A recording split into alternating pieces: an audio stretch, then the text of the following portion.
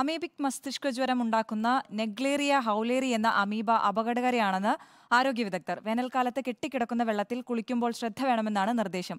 പൊതുവായി ഉപയോഗിക്കുന്ന ജലാശയങ്ങളിൽ ആരോഗ്യവകുപ്പ് ഇടപെട്ട് പരിശോധന നടത്തണമെന്നും വിദഗ്ധർ ആവശ്യപ്പെടുന്നു. തലച്ചോർ തിന്നുന്ന അമീബ എന്നാണ് നെഗ്ലേറിയ ഫൗലേറി അറിയപ്പെടുന്നത്. രോഗാണു മൂക്കിലൂടെ തലച്ചോറിലെത്തിയാണ് പ്രവർത്തിക്കുക. പനിയും തലവേദനയുമാണ് ആദ്യ രോഗലക്ഷണങ്ങൾ. ഇത് വളരെ സാധാരണമായ ലക്ഷണമായതുകൊണ്ട് തന്നെ പലപ്പോഴും ആദ്യഘട്ടത്തിൽ രോഗം തിരിച്ചറിയൽ പ്രയാസകരമാണ്.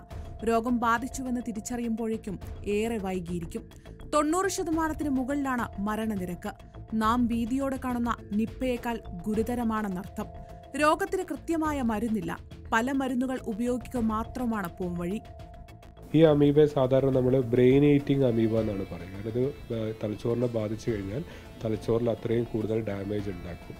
ഇത് ലോകത്ത് മുഴുവൻ സ്ഥിരീകരിച്ച സ്ഥലങ്ങളിലൊക്കെ തന്നെ ഇതിൻ്റെ മരണനിരക്ക് 90% മുകളിലാണ്. ഇത് വളരെ ചുരുങ്ങിയ കേസുകൾ മാത്രമേ ഇത് രക്ഷപ്പെട്ടിട്ടുള്ളൂ. അതോ ഇന്ത്യയിൽ നിന്ന് ഇതുവരെ ഈ രോഗം വന്നിട്ട് ആരും രക്ഷപ്പെട്ടതായിട്ടുള്ള റിപ്പോർട്ടുകൾ എൻ്റെ ശ്രദ്ധയിൽപ്പെട്ടിട്ടില്ല. കെട്ടിക്കിടക്കുന്ന ശുദ്ധജലത്തിൽ കാണുന്ന അമീബയായതിനാൽ കുളങ്ങളിലും സ്വിമ്മിംഗ് പൂളിലും കുളിക്കാനിറങ്ങുമ്പോൾ നല്ല ജാഗ്രത വേണം. കോളറയും മഞ്ഞപ്പിത്തവുമൊക്കെ പടരുമ്പോൾ ആരോഗ്യവകുപ്പ് ജലാശയങ്ങൾ പരിശോധിക്കാറുണ്ട്.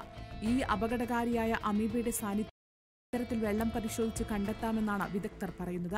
രോഗം കൂടുതലായി റിപ്പോർട്ട് ചെയ്യുന്ന സാഹചര്യത്തിൽ അത്തരത്തിലുള്ള പരിശോധനയ്ക്ക് ആരോഗ്യവകുപ്പ് തയ്യാറാകുമെന്ന് പ്രതീക്ഷിക്കാം.